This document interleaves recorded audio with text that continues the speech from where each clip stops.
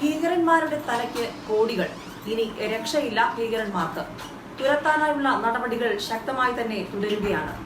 ഭീകരതയ്ക്കെതിരായ രാജ്യാന്തര സമ്മർദ്ദം ശക്തമായതിനെ തുടർന്ന് സംഘടനകൾക്കെതിരെ നടപടി തുടരുകയാണ് പാകിസ്ഥാൻ. മുംബൈ ഭീകരാക്രമണത്തിന്റെ സൂത്രധാരൻ ഹാഫിസ് സയ്യിദ് തലവനായ ജമാഅത്ത് ഉദ്ധവയുടെ ലാഹോർ ആസ്ഥാനം പാകിസ്ഥാൻ പൂട്ടിക്കഴിഞ്ഞു. സംഘടനയുടെ കാരുണ്യ വിഭാഗമായ ഫലാഹി ഇൻസാനിയത്ത് ഫൗണ്ടേഷനും പൂട്ടിയിട്ടുണ്ട്. നിരോധിത സംഘടനയിൽ പ്രവർത്തിച്ചുവെന്ന പേരിൽ 120-ലധികം പേരെ തടവിലാക്കി കഴിഞ്ഞു.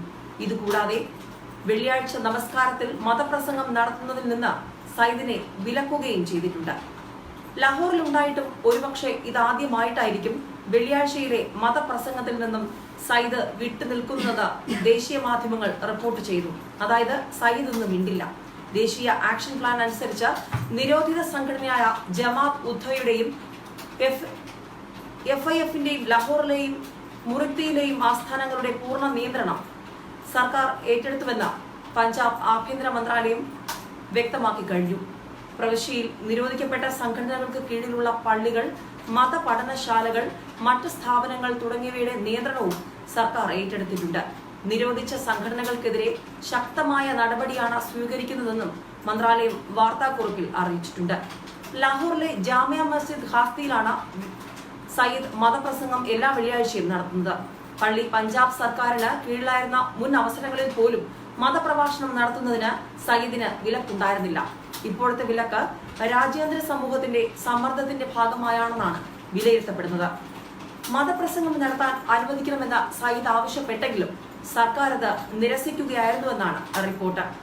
ആസ്ഥാനത്തിന്റെ നിയന്ത്രണം ഏറ്റെടുക്കാൻ പോലീസ് എത്തിയപ്പോൾ സയ്യിദും അനുയായികളും പ്രതിഷേധിച്ചില്ലെന്നും പഞ്ചാബ് സർക്കാരിന്റെ പ്രതിനിധി അറിയിക്കുമ്പോൾ സൂചനകൾ ഇതാണ്: ഭീകരർ പത്തി മടക്കുന്നു. സയ്യിദും സംഘവും ജവഹർ ടൗണിലെ വീട്ടിലേക്ക് പോവുകയായിരുന്നു. എന്നാൽ ഇപ്പോൾ സയ്യിദ് എവിടെയുണ്ടെന്ന് വ്യക്തമല്ലെന്നും റിപ്പോർട്ടുകൾ വരുന്നുമുണ്ട്. പുൽവാമ ഭീകരാക്രമണത്തിൽ 40 CRPF ജവാന്മാർ കൊല്ലപ്പെട്ട സംഭവത്തിൽ ഭീകര സംഘടനകൾക്കെതിരെ ശക്തമായ നടപടിയെടുക്കണമെന്ന് രാജ്യാന്തര സമൂഹം പാകിസ്ഥാനോട് ആവർത്തിച്ച് ആവശ്യപ്പെട്ടിരുന്നു.